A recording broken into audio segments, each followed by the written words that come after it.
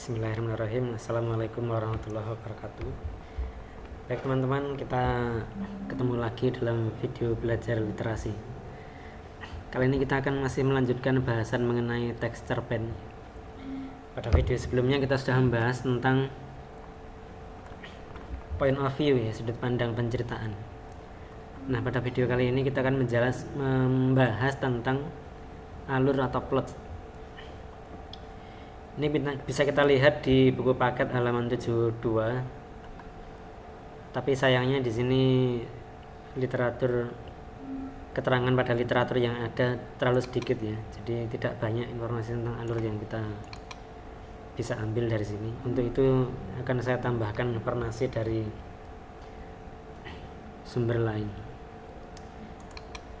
Baik teman-teman sekalian, plot atau juga biasa dikenal dengan alur, ya. Dalam hal ini juga termasuk secara tidak langsung struktur teks cerpen, ya. Terdiri atas 3 hal pokok, ya. Yang pertama orientasi,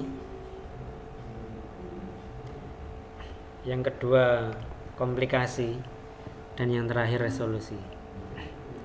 Nah, pada bagian orientasi ini memuat pengenalan, ya, yang dikenalkan banyak,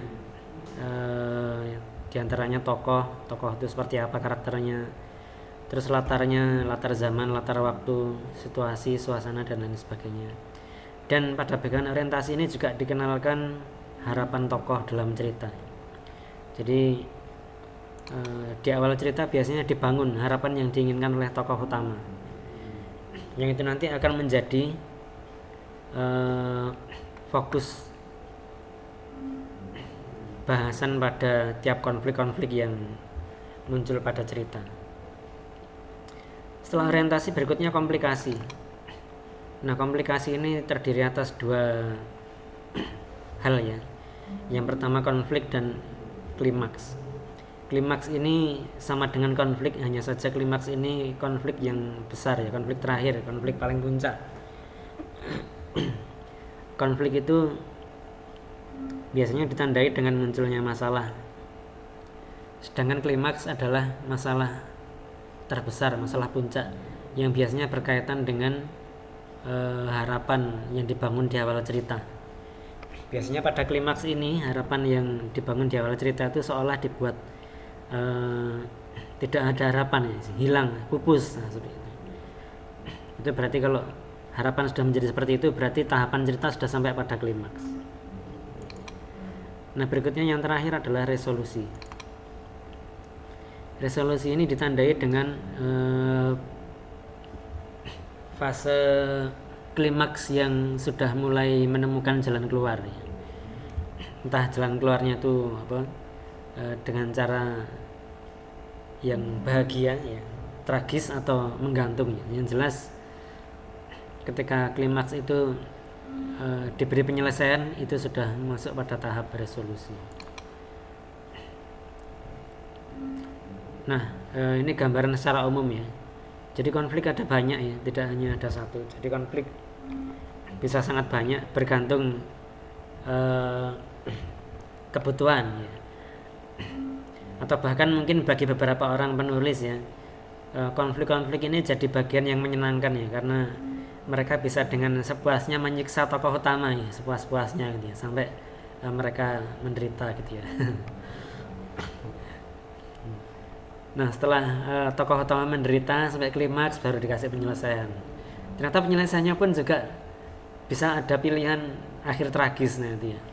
Jadi ya nggak salah kalau dibilang kadang penulis cerita itu orang yang psikopat, gitu, ya. Ya, tapi itulah bagian ini, ya, bagian menyenangkan dari aktivitas menulis. Tapi yang pasti dalam setiap menulis cerita, yang tidak boleh kita lupa adalah bahwa dalam setiap cerita itu harus ada amanatnya. Jadi sebagaimana asalnya, sebagaimana awalnya ada sastra itu, karena sastra itu tercipta karena digunakan sebagai alat untuk mengajarkan moral dari nenek moyang kepada anak-anaknya. Karena itu inti ruh dari sebuah cerita itu harus ada amanat. Sehingga kalau sebuah cerita itu tidak mempunyai amanat, ya, tidak ada pelajaran yang bisa diambil darinya gitu ya. Berarti itu sebuah cerita yang tidak bermanfaat walaupun bagus seperti itu. Itu sekilas tentang plot ya. Ini akan lebih jelas bila kita masuk ke ini ya, apa namanya, analisis cerita, analisis sebuah cerita sendiri. Ini akan menjadi sebuah bahasan yang panjang ya. Untuk itu pada video kali ini kita cukupkan untuk sampai sini dulu. Kita lanjutkan pada video berikutnya untuk membahas analisis plot. Terima kasih, sampai jumpa pada video berikutnya. Assalamualaikum warahmatullahi wabarakatuh.